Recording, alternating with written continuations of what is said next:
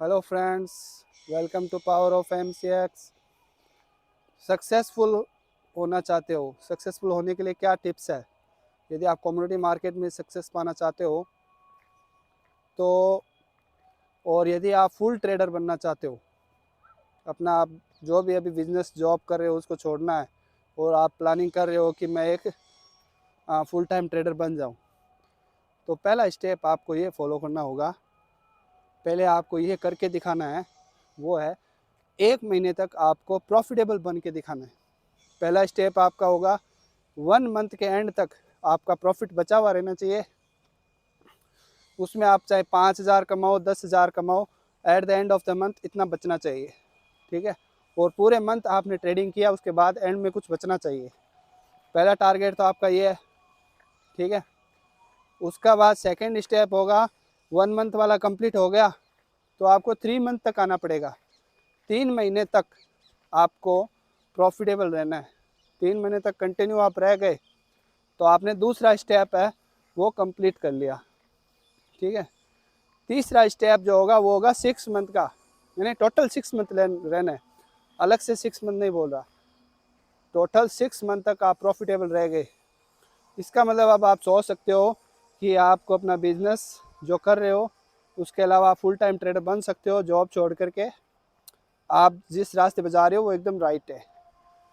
ठीक है, लेकिन अभी कोई फुल टाइम ट्रेडर बनना चाहता है, वो क्यों बनना चाहता है? उसका कोई आधार नहीं है। उसका आधार इतना ही है कि मुझे पैसा कमाना है, मुझे बहुत सारे पैसे कमाने हैं, मुझे प्रॉफिटेबल बनना है। बस इस कारण वो फुल टाइम ट्रेडर बनना चाहता है। या मुझे जॉब अच्छा नहीं लगता है, मैं अपने जॉब से सेटिस्फाइड नहीं हूँ। ठीक है, तो ये आधार नहीं होना चाहिए।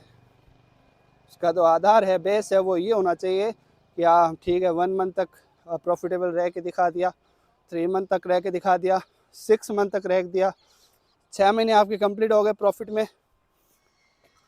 ठीक है, अब आप प्लानिंग कर सकते हो कि अब मुझे फुल टाइम ट्रेडर बनना चाहिए। और लास्ट स्टेप जो होगा, 1 ईयर तक अगर आप कंटिन्यू रह गए, उसके बाद आपको कोई नहीं रोक सकता है, आप पूरा प्रोफेशनल ट्रेडर बन चुके हो। 6 मंथ का कंप्लीट करने के बाद में आप प्रोफेशनल ट्रेडर की श्रेणी में आ गए और 1 ईयर कंप्लीट हो गया तो आप प्रोफेशनल ट्रेडर कहलाओगे।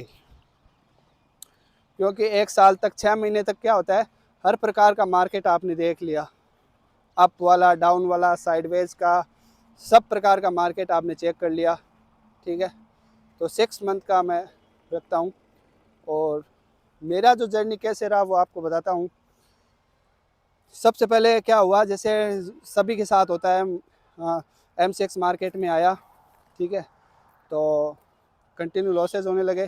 3 से 4 महीने, 6 महीने तक कंटिन्यू लॉसेस करता रहा, सीखता रहा, लॉसेस करता रहा, सीखता रहा, लॉसेस करता रहा।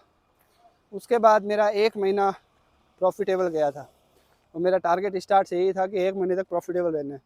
तो 1 मंथ तक मैं प्रॉफिटेबल रहा।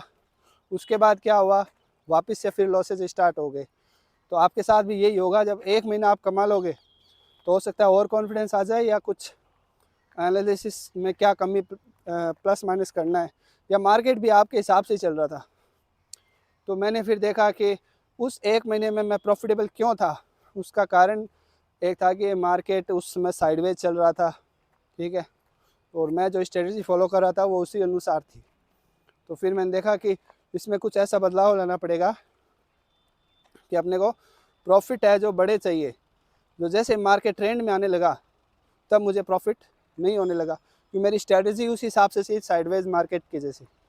तो फिर मैंने अपना सिस्टम चेंज किया। ठीक है, फिर मैं 1 मंथ तक प्रॉफिटेबल रहा और दोबारा मेरा जो 1 मंथ तक प्रॉफिटेबल रहा ना, उसके बाद मेरा कंटिन्यू 3 मंथ तक कंप्लीट हो गया। इसी तरह आपको फॉलो करना होगा। आप पहले 1 मंथ का टारगेट रखिए।